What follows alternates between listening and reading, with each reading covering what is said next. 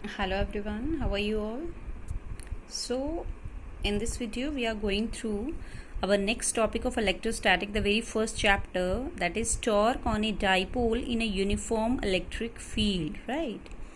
तो बेटा सबसे पहले आ जाता है कि 11th क्लास में when we have gone through a book that is the book 1 there we have read about rotational motion and there we have learned about the concept of torque, right? तो क्या था वहां पे torque? That is the rotational, अगर हम लिखें यहाँ तो टॉर्क क्या था बच्चा? Rotational analog of force, rotational analog of force. Force जो काम लीनियर मोशन में करती है वही टॉर्क एंगुलर मोशन में काम करता है। एंड द फॉर्मूला जो हमने वहां पे टॉर्क का पढ़ा था, तो टॉर्क को टाउ से रिप्रेजेंट करते थे, ठीक है। Being a vector quantity it is the product of r cross F, it is the cross product of r cross F. Rotational analog of force है, जैसे हम डोर ओपन करते हैं, ठीक है, हिंज पे जब हम फोर्स लगाते हैं along a certain radius then your door will move in a, that is क्या बनाता है? आर्क बनाता है। जब आप दरवाज़ा खोलते हैं तो जब कोई फोर्स आप हिंज पे लगाते हैं, साइड पे लगाते हैं, तो वो किसी रेडियस के अलोंग आपका जो डोर है वो क्या करना शुरू हो जाता है? मूव होना शुरू हो जाता है, कई आर्क बनाता है, ठीक है। That is torque is what? The rotational analog of force and the basic formula was tau is equal to r cross F, right. One more formula was there, the torque का एक और बचा वहाँ पे फॉर्मूला था, that is magnitude of either force. ये हमने 11th class में पढ़ा हुआ है, ठीक है। मैग्नीट्यूड ऑफ ईदर फोर्स, एक और जो फॉर्मूला था जो यहाँ पे आपका यूज होगा, magnitude of either force into the perpendicular distance, perpendicular distance between the two forces, perpendicular distance between two forces या two charges और charges। तो ये फॉर्मूला था हमारे पास, ठीक है। This formula we have to use here, ये फॉर्मूला हम यहाँ यूज करेंगे। टॉर्क तो आपको लग गया पता क्या है। अब डाइपोल भी हमने रीड आउट किया था। What was that? It is a system which consists of equal and opposite poles separated by a distance 2a, right. And uniform electric field, uniform electric field means the points where the field is equal. अब uniform field को हम इस तरह से represent करते हैं by parallel lines, equidistance parallel lines, right. तो uniform electric field को इक्विडिस्टेंस पैरेलल लाइन से शो करते हैं, और नॉन यूनिफॉर्म फील्ड जो होती है वो इक्विडिस्टेंस नहीं होती, वो इस तरह से शो हम कर सकते हैं। इक्विडिस्टेंस कहीं पे डिस्टेंस कम है, कहीं पे डिस्टेंस उन दोनों में ज़्यादा है, तो इस तरह से नॉन यूनिफॉर्म फील्ड को शो करते हैं। तो हमारा क्वेश्चन है torque on a dipole in a uniform electric field, right, in a uniform electric field। तो we have drawn here uniform electric field। Torque भी लग गया पता, डाइपोल भी लग गया, अब यूनिफॉर्म फील्ड भी लग गया। अब हम करेंगे अपना question start. We have to derive the expression, right.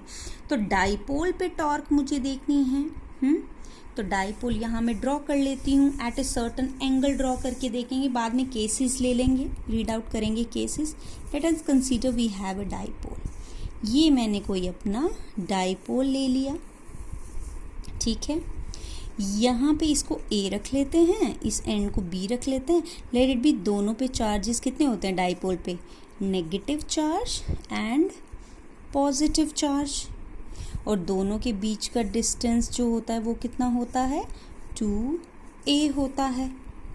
Let it be, ये यूनिफॉर्म फील्ड के साथ कितना एंगल बना रही है?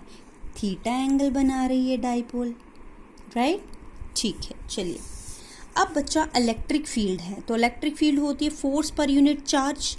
मतलब यहाँ पे जो चार्ज है ये इलेक्ट्रिक फील्ड उस पर क्या लगा रही है, फोर्स लगा रही है। तो जनरली जो इलेक्ट्रिक फील्ड की डायरेक्शन होती है, electric field is a vector quantity, it is from positive charge to negative charge. Remember this thing, आपकी इलेक्ट्रिक फील्ड की डायरेक्शन कहाँ से कहाँ की तरफ होती है, पॉजिटिव टू नेगेटिव होती है। ठीक है, तो हमने ये यहाँ से ड्रॉ कर दिया, पॉजिटिव से नेगेटिव यूनिफॉर्म फील्ड शो कर दी। अब बचा ये प्लस क्यू चार्ज है और यहाँ पे चार्ज इसका मतलब नेगेटिव होगा इस वाली साइड, तो नेगेटिव चार्ज उसको क्या करेगा, अट्रैक्ट, तो फोर्स इस तरफ को लगेगी, अपनी तरफ फोर्स लगाएगा इस पॉइंट पे वो। लेट इट बी, इस फोर्स का नाम F1 रख लेते हैं। यहाँ पे आ जाइए, पॉजिटिव इस तरफ है, मतलब इलेक्ट्रिक फील्ड जो हम रिप्रेजेंट कर रहे हैं, पॉजिटिव इधर है, नेगेटिव इधर है, तो इस पॉजिटिव ने इस नेगेटिव को क्या करना है, अपनी तरफ अट्रैक्ट करना है। तो ये फोर्स इस पे इस तरफ को लगाएगा, इस तरह से लगेगी। सी, ये मैंने F1 इस तरफ इसलिए ड्रॉ किया क्योंकि इलेक्ट्रिक फील्ड इस तरफ नेगेटिव होता है, इस तरफ पॉजिटिव होता है। सिंस इलेक्ट्रिक फील्ड लाइंस की डायरेक्शन पॉजिटिव से नेगेटिव की तरफ होती हैं, तो नेगेटिव के करीब पॉजिटिव है तो वो उसको अट्रैक्ट करेगा, F1 फोर्स लगाएगा। Since electric field is a force on a test charge, same here, यहाँ पे भी F2 फोर्स लगा। अब हमारी बात है कि F1 F2 तो फोर्सेस लगी, लेकिन ये इक्वल एंड ऑपोजिट हैं, तो कैंसिल ईच अदर। F1 जो है वो किसके बराबर आ जाएगी बच्चा, Q इंटू E के बराबर आएगी, that is plus QE। Why, because electric field जब हमने पीछे पढ़ा था वो किसके बराबर था, force per unit test charge. तो यहीं से F निकाला तो Q इंटू E हो गया। सिमिलरली F2 नेगेटिव चार्ज की है तो minus Q into E, right. तो नेट फोर्स कितनी आ गई आपके डाइपोल के ऊपर, net force on a dipole, that is F1 plus F2, तो कितना आ जाएगा, QE, वैल्यू पुट करो और इसकी माइनस QE है, the value comes out to be 0। इसका मतलब है नेट फोर्स डाइपोल के ऊपर कितनी है, 0। लेकिन ये दोनों फोर्सेस जो हैं वो अलग अलग पॉइंट्स पे एक्ट कर रही हैं, राइट। अलग अलग पॉइंट्स पे एक्ट करने के बावजूद इसके ऊपर एक टॉर्क एक्ट करेगी।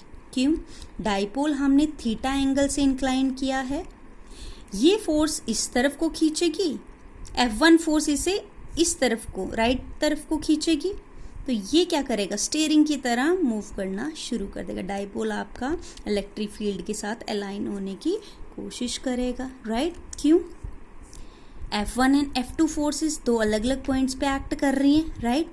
ये दोनों forces being equal and opposite, they forms a couple, couple बनाती हैं इक्वल एंड ऑपोजिट फोर्सेस का, that is F1 and F2 being equal and opposite forms a couple।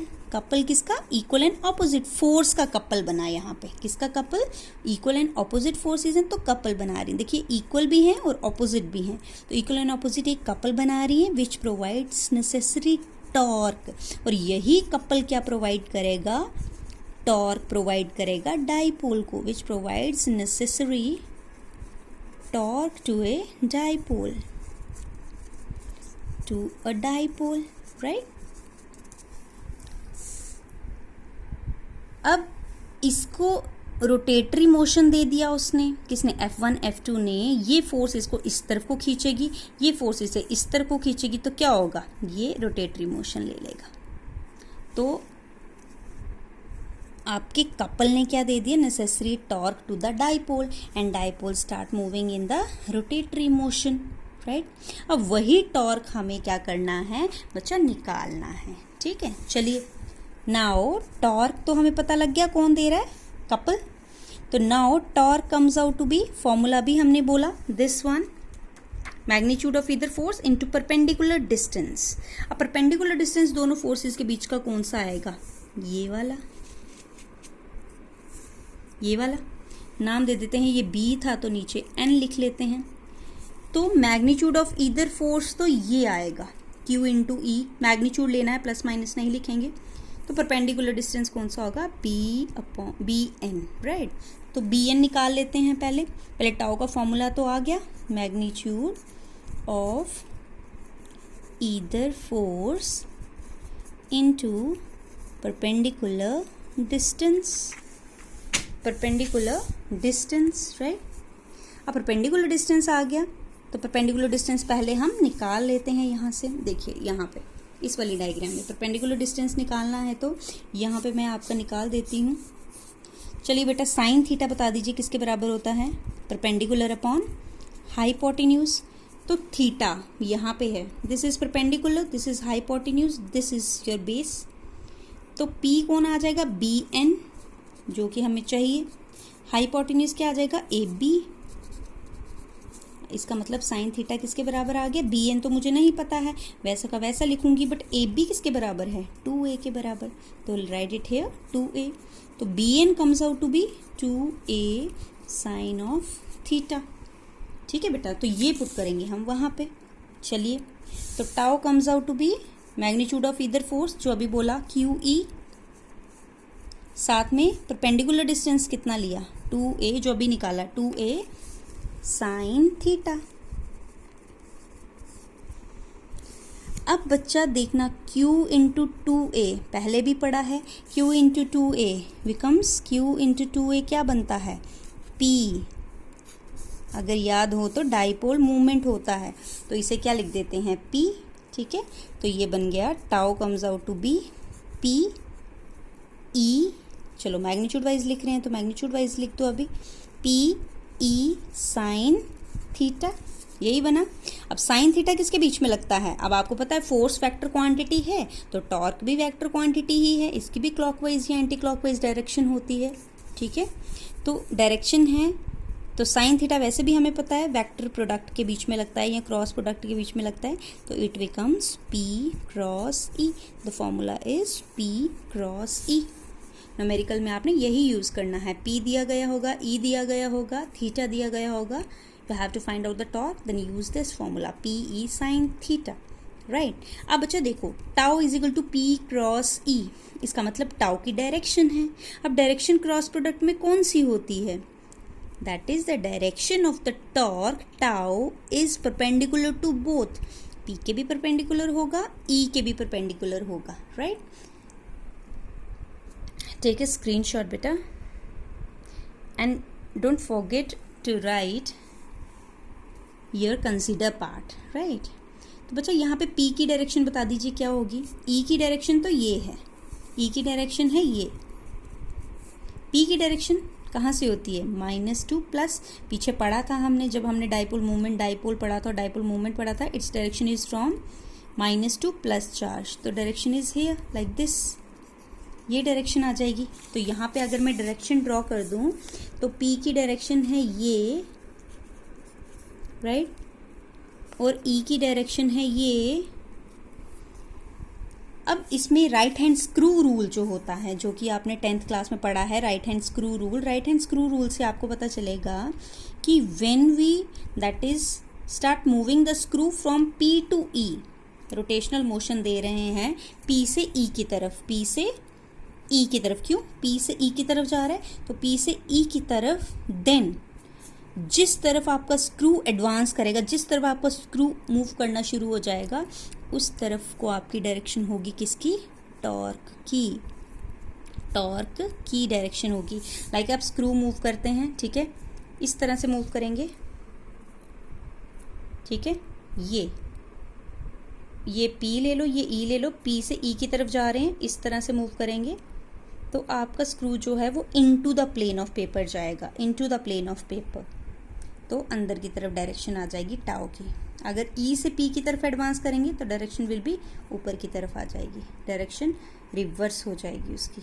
ठीक है बेटा, तो this is the direction of the torque by using your right hand screw rule. When we advances the screw from P to E, then the screw will move inside the paper into the plane of the paper. That is, your torque is perpendicular to the plane containing PE, or it is perpendicular to both P and E. Let it be, if P is in your x-axis, E is in your y-axis, then tau would be in your z-axis, right? और अगर reverse करेंगे तो minus z-axis हो जाएगा. Clear बेटा? तो direction भी represent आपने करनी होती है ज़रूर. ये आ गया आपका. अब कंसीडर में क्या लिखते हैं आप वो भी बता दीजिए जल्दी से. क्या लिखेंगे पेपर में आएगा, इंपॉर्टेंट क्वेश्चन है, रिमेंबर. तो क्या लिखते हैं? Consider a uniform electric field and a dipole AB is placed at a certain angle theta in a uniform electric field. Let F2 and F1 be the forces which are acting on A and B due to the electric field.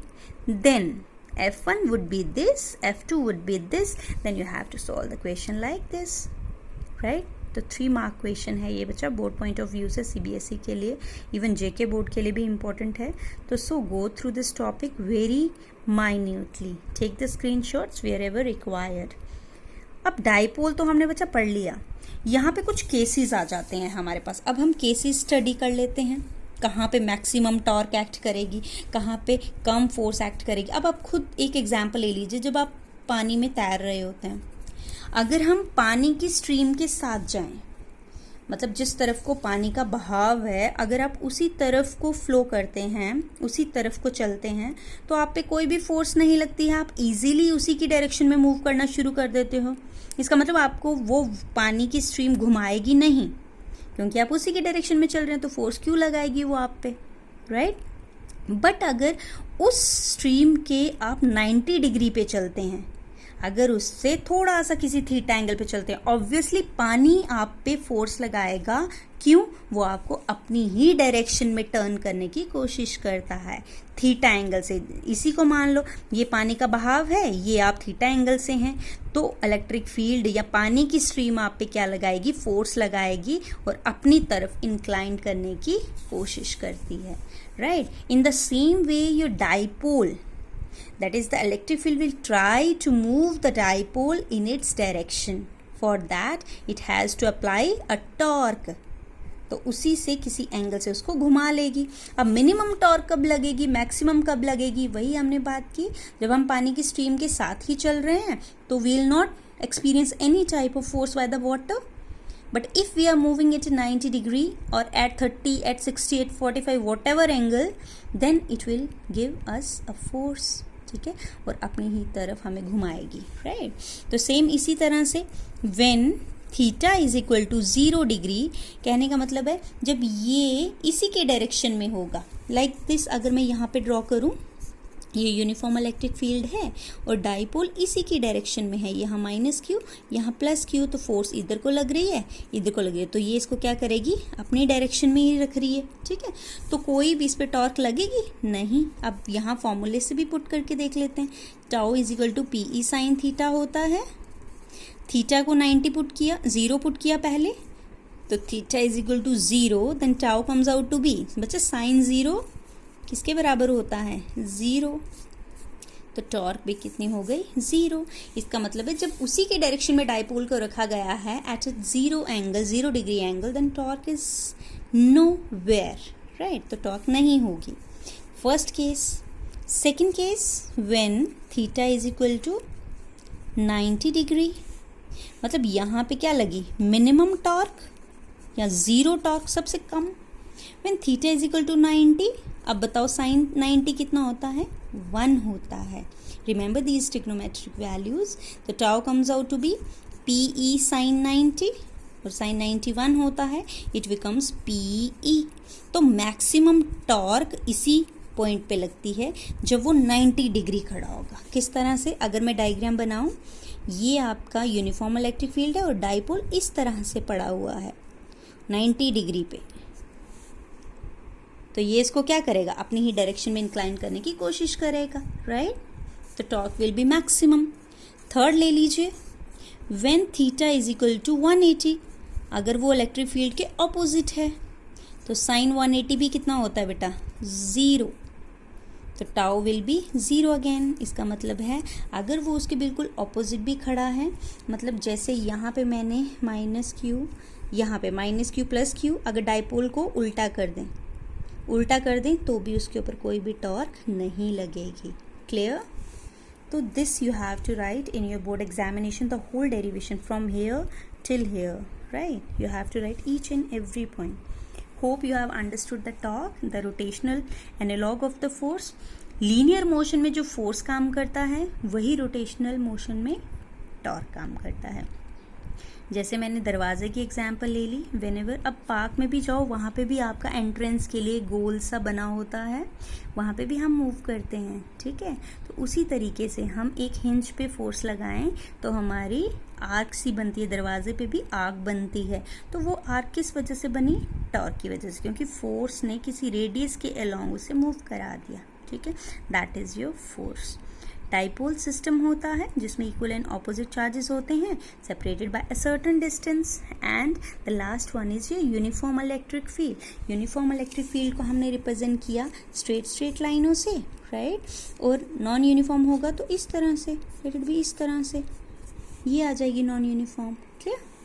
चलिए, thank you very much. Hope you have understood this lecture. In the next lecture we will go through further.